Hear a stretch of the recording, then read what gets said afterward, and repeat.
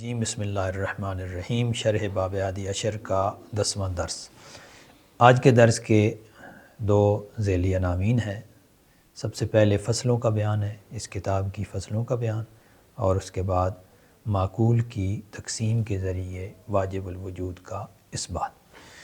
مصنف یعنی علامہ علی نے باب ہادی عشر کو 7 فصلوں میں بیان کیا ہے، یا یوں کہہ لیں کہ 7 فصلوں میں تقسیم کیا ہے۔ پہلی فصل واجب الوجود کے اثبات کے بارے میں، دوسری فصل واجب الوجود کی صفات ثبوتیہ کا بیان ہے، تیسری فصل میں صفات سلبیہ کا بیان ہے، چوتھی فصل میں عدل الہی کا بیان ہے، پانچویں فصل میں نبوت و رسالت کا بیان ہے، چھٹی فصل میں امامت کا بیان ہے، اور ساتویں فصل میں معاد یعنی قیامت کا بیان ہے۔ یہ فہرست میں نے کہا آپ کے سامنے رکھ دوں۔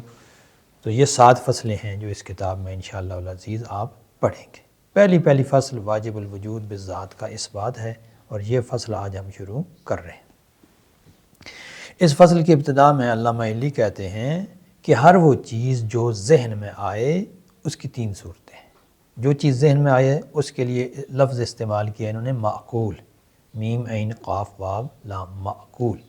اس کو علامہ طباطبائی نے بدایت الحکمہ میں مفہوم سے تعبیر کیا ہے۔ معقول یا مفہوم ایک ہی چیز ہے۔ ہم عام روزمرہ کی زبان میں بھی ایک لفظ بولتے ہیں نا، یہ فلاں کام معقول ہے یا غیر معقول ہے، وہ اور ہوتا ہے، اس کا مفہوم یہ نہیں ہے۔ کسی کام کا معقول ہونا یا غیر معقول ہونا اور چیز ہے۔ یہاں معقول کا مطلب ہے وہ چیز جو انسان کے ذہن میں آتی ہے، جو چیز بھی انسان سوچتا ہے، جو بھی سوچے گا اسے ہم کہیں گے معقول، یعنی عقل میں آ رہی ہے، یا اس کو مفہوم بھی کہہ سکتے ہیں۔ اچھا، جو چیز عقل میں آتی ہے، ذہن انسانی میں آتی ہے، کہتے ہیں کہ اس کی 3 صورتیں ہیں، 3 حالتوں سے خالی نہیں ہے۔ پہلی حالت کیا ہے کہ اس کے لیے خارج میں وجود واجب ہے، دوسری صورت کہ اس کے لیے وجود ممکن ہے، اور تیسری صورت کہ اس کے لیے وجود ممتنع ہے یا محال ہے۔ اس کی تشریح میں شارح نے کہا ہے کہ اصول دین کے باب میں جو سب سے بنیادی بات ہے وہ باری تعالی یا خالق تعالی یا صانع تعالی کا ثابت کرنا ہے۔ صانع کا لفظ علم کلام میں زیادہ استعمال ہوتا ہے، اس سے مراد خالق ہی ہے۔ تو چونکہ تمام اصول دین کی بنیاد اس خالق کے اس بات پر ہے، لہذا مصنف سے آغاز بھی اسی سے کیا ہے، اور اس کے بیان کے لیے مقدمہ کے طور پر معقول کی تقسیم سے بات شروع کی ہے۔ اس کی وجہ یہ ہے کہ آگے جو دلیل آئے گی اس بات واجب الوجود کے لیے، وہ دلیل اس تقسیم پر موقوف ہے۔ یہ تقسیم اگر آپ نے قبول کر لی تو پھر وہ دلیل سمجھنا آپ کے لیے آسان ہو جائے گی۔ تو مصنف کے بیان کی تشریح کرتے ہوئے شارح کہتے ہیں کہ معقول سے مراد وہ صورت ہے جو ذہن میں آتی ہے، جو عقل میں آتی ہے۔ آپ یوں کہہ سکتے ہیں کہ ہر وہ تصور یا ہر وہ تصویر جو ذہن میں آئے اسے معقول کہتے ہیں۔ اسی کا دوسرا نام مفہوم بھی ہے۔ کسی بھی معقول کو یا کسی بھی مفہوم کو جب وجود خارجی کی نسبت دیکھا جائے، وجود خارجی کو اس کے سامنے رکھ کر دیکھا جائے، تو بنیادی طور پر اس کی 2 قسمیں ہوں گی۔ یہ تقسیم ثنائی ہے، یاد رہے۔ تقسیم ثنائی وہ ہوتی ہے کہ جو عقلی تقسیم ہوتی ہے، جس میں نفی و اثبات کے درمیان چیز کو تقسیم کیا جاتا ہے۔ تو 2 قسمیں کیسے ہیں؟ وہ معقول وجود خارجی سے متصف ہو سکتا ہے، یعنی جو کچھ آپ نے سوچا ہے، جو مفہوم بنایا ہے ذہن میں، وہ خارج میں موجود بھی ہو سکتا ہے۔ یہ ایک صورت ہے، ایک قسم ہے۔ دوسری کیا کہ وہ آپ نے سوچا ہے، آپ کے دماغ میں تو آیا ہے، لیکن وجود خارجی سے متصف نہیں ہو سکتا، یعنی خارج میں اس کو وجود نہیں مل سکتا۔ 2 صورتیں ہو گئیں۔ اب دوسری صورت، یعنی وہ معقول یا وہ مفہوم جو وجود خارجی کا لباس نہیں پہن سکتا، جو خارج میں موجود نہیں ہو سکتا، اس کو کہتے ہیں ممتنع الوجود، یعنی اس کا وجود کیا ہے؟ محال ہے۔ جیسے اللہ تعالیٰ کے شریک کی بات ہے، شریک الباری ممتنع، شریک باری ممتنع ہے۔ یہ تو ہوگی دوسری صورت، یہ ذہن میں رہے، یہ ایک قسم بن گئی۔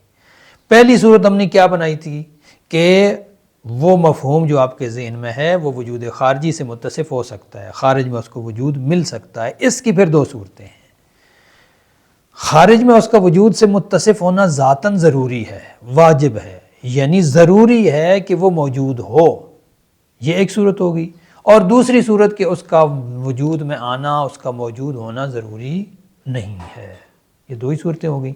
پہلی صورت کہ جس میں یہ کہہ رہے ہیں کہ ہر وہ معقول جس کا موجود ہونا ذاتاً ضروری ہے اسی کو ہی واجب الوجود کہتے ہیں، جو اللہ تعالیٰ کے سوا کوئی بھی نہیں ہو سکتا۔ صرف خدائے متعال ہے، اللہ تعالیٰ ہے جو واجب الوجود ہے، اس کے علاوہ کوئی بھی واجب الوجود نہیں ہے۔ کوئی آپ سے واجب الوجود کی تعریف پوچھے تو آپ کہہ سکتے ہیں کہ وہ مفہوم، وہ معقول جس کا خارج میں موجود ہونا ضروری ہے۔ کیوں ضروری ہے یہ آگے چل کر فی الحال تشریح آئے گی۔ دوسری صورت کیا ہے کہ خارج میں وجود اس کو مل تو سکتا ہے لیکن اس کے لیے وجود ذاتاً ضروری نہیں ہے، ضروری نہیں ہے کہ وہ خارج میں بھی موجود ہو سکتا ہے لیکن ہونا ضروری نہیں ہے۔ اور اللہ کے سوا جتنی بھی موجودات ہیں وہ سب کے سب کیا ہیں؟ ایسی ہی ہیں، جس کو ممکن الوجود کہا جاتا ہے۔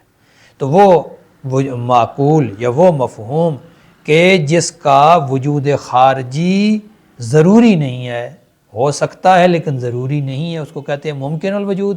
اور اللہ کے سوا جتنی بھی موجودات ہیں، جتنی ہی کائناتیں ہیں، سب کے سب کیا ہیں؟ ممکن الوجود۔ اب یہاں تھوڑا سا توجہ کرنے کے لیے ہم چند نکات بیان کرتے ہیں، نوٹ سمجھ لیں آپ اس کو، کہ شارح کہتے ہیں کہ ہم نے واجب میں ذاتاً کی قید لگائی ہے، واجب الوجود لذاتہ ہی۔ یہ ذاتاً کی قید کیوں لگائی ہے؟ کہتے ہیں اس لیے کہ کچھ موجودات ایسی بھی ہیں جو واجب تو ہیں لیکن واجب بالغیر ہیں، چونکہ کچھ موجودات واجب بالغیر بھی ہوتی ہیں لہٰذا ذاتاً کی قید لگانی پڑی۔ تو واجب بالغیر کیا ہوتا ہے؟ کہتے ہیں واجب الغیر اس معلول کو کہتے ہیں جس کی علت تامہ موجود ہو۔ معلول یعنی جس کو کوئی چیز دوسری ایجاد کرے یا جو جس کی کوئی اور علت ہو، جس کی علت تامہ موجود ہو اس کا وجود میں آنا ضروری ہو جاتا ہے۔ تو وجود میں تو آنا اس کا بھی ضروری ہو گیا، لیکن اس کا وجود میں آنا اس لیے ضروری ہوا کہ اس کی علت تامہ موجود تھی، لہٰذا اس کا وجود ذاتاً ضروری نہیں ہے بلکہ بالغیر ہے۔ اس کو کہتے ہیں واجب الوجود بالغیر، یہ بذات نہیں ہے۔ اسی طرح دوسری طرف جو ممتنع کی بات کی ہم نے، ممتنع الوجود لذات ہی کی بات کی ہے علامہ نے اور شارح نے بھی تشریح میں یہی کہا ہے، اس کی وضاحت میں بھی یہ بات ذہن میں رہے کہ کچھ چیزیں ایسی ہوتی ہیں جو ممتنع بالغیر ہوتی ہیں۔ ایک وہ چیز ہے جو بذات ممتنع ہے، یعنی ذاتاً اس کا وجود میں آنا ممکن ہی نہیں، جیسے شریک الباری ہے، وہ ہے ممتنع بالذات۔ کچھ ایسی چیزیں ہیں جو بالغیر ممتنع ہے، مثلا کسی معلول کی علت تامہ موجود نہ ہو تو وہ وجود میں نہیں آ سکتا۔ ویسے ممکن ہے اس کا وجود میں آنا لیکن تب آئے گا جب اس کی علت تامہ موجود ہوگی، تو جب علت تامہ موجود نہ ہو تو وہ وجود میں بھی نہیں آ سکتا، تو اس لحاظ سے دیکھا جائے تو وہ بھی ممتنع ہو گیا، لیکن یہ بالغیر ممتنع ہے، بالذات ممتنع نہیں ہے۔ اس کو کہتے ہیں ممتنع بالغیر۔ تو یہ واجب بالغیر اور واجب بالذات یہ ذہن میں رکھنا چاہیے کہ واجب بالغیر اور واجب بالذات کیا ہیں؟ یہ دونوں ممکن کی قسمیں ہیں۔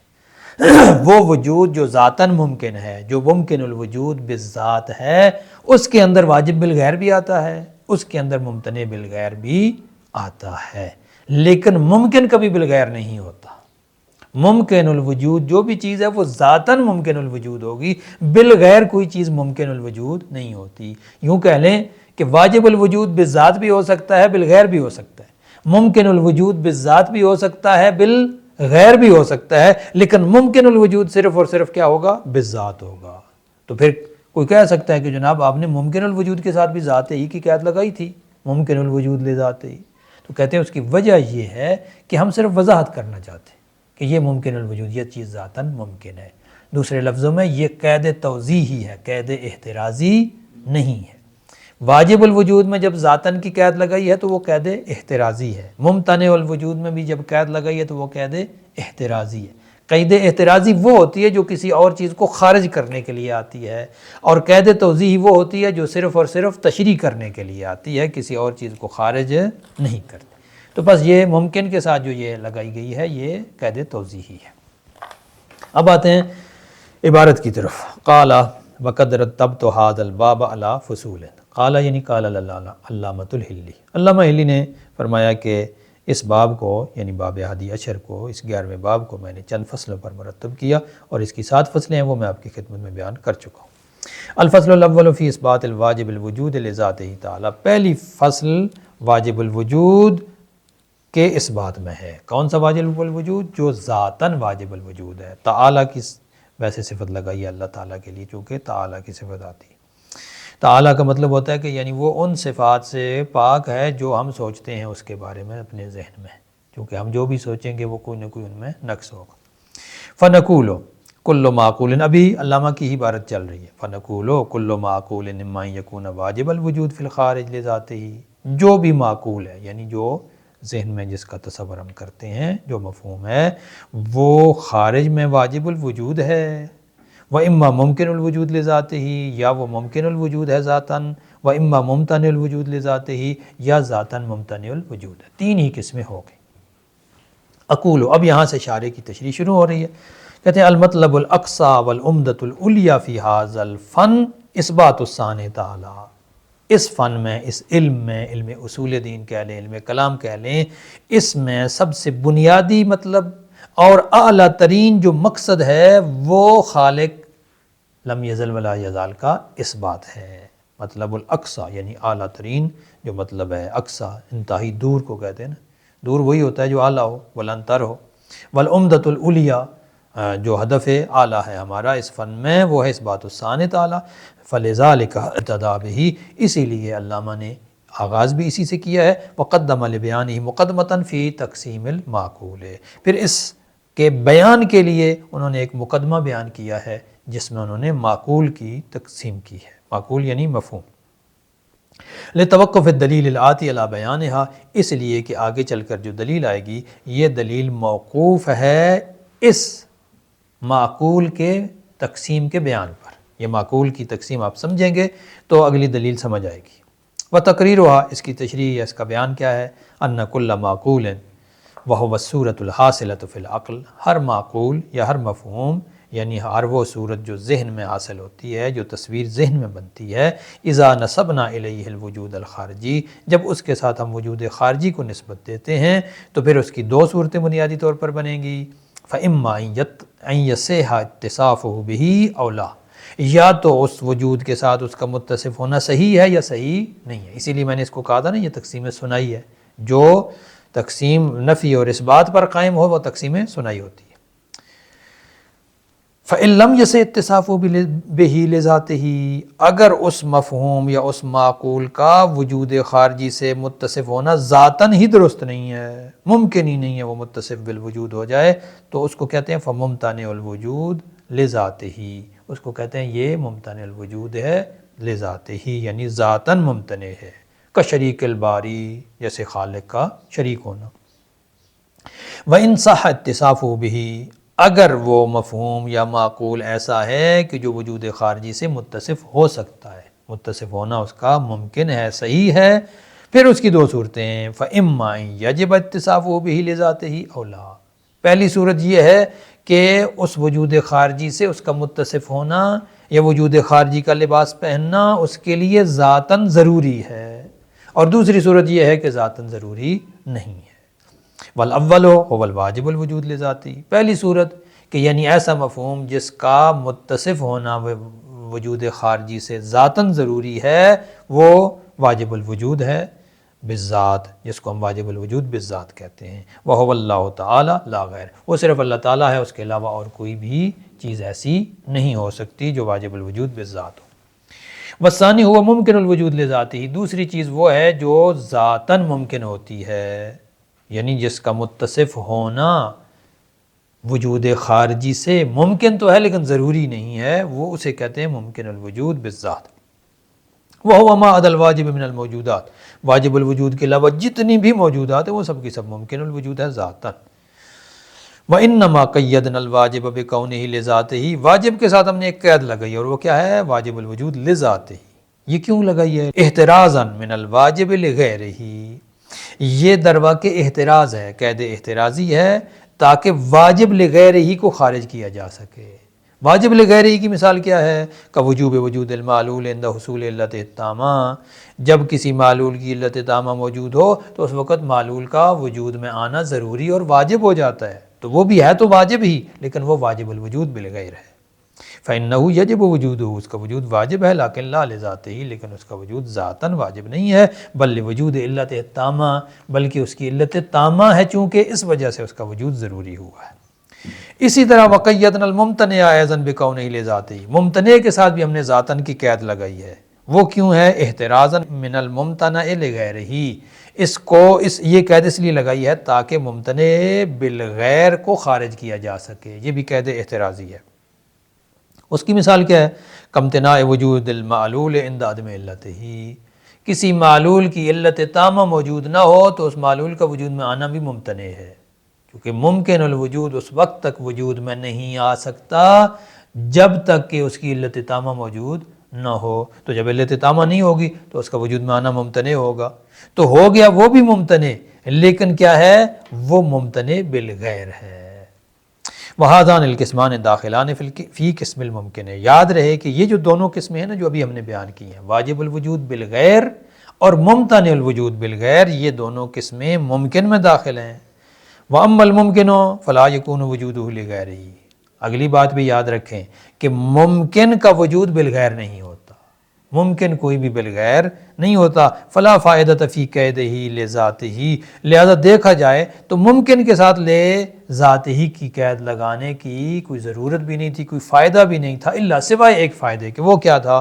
لبیان انہ لا یکون الا کذالک، صرف اس بات کو بیان کرنا مقصود تھا کہ ممکن الوجود ذاتاً ممکن الوجود ہوتا ہے، لا للاحتراز عن غیرہ، وہاں ذاتاً کی قید دوسری کسی چیز کو خارج کرنے کے لیے نہیں ہے، تو پس وہ قید کیا ہے؟ قید توضیحی ہے، قید احترازی نہیں ہے۔ خلاصہ کلام کیا ہوا کہ جو کچھ بھی ہم سوچتے ہیں، ہمارے دماغ میں، ہمارے ذہن میں جو تصویر بھی آتی ہے، اگر ہم یہ سوچیں کہ یہ تصویر خارج میں وجود میں بھی آ سکتی ہے یا نہیں، تو اس کی تین ہی صورتیں ہوں گی، یا وہ واجب الوجود ہوگی یعنی اس کا وجود میں آنا ضروری ہوگا، یا ممتنع الوجود ہوگی یعنی اس کا وجود میں آنا ممتنع ہوگا، یا ممکن الوجود ہوگی یعنی اس کا وجود میں آنا ممکن ہے ذاتاً۔ یہی تین قسمیں ہیں۔ والسلام۔